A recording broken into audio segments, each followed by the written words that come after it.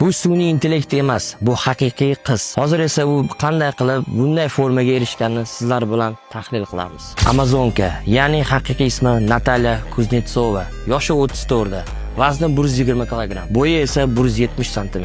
Ijtimoiy tarmoqlarda Amazonka laqabi bilan u mashhur. Uning shaxsiy rekordlari: jimlyoja 175, stanova tyagi 240, prisedaniya 220 kg.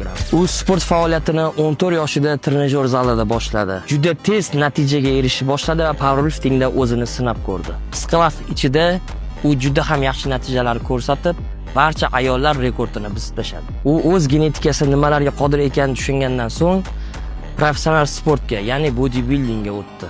Qisqa vaqt ichida fenomenal formaga erishgandan so'ng u Amazonka laqabini oldi. Uning biceps o'lchamlari 50 cm, предплечье o'lchami esa 40 cm, oyoq muskullari o'lchami 80 cm.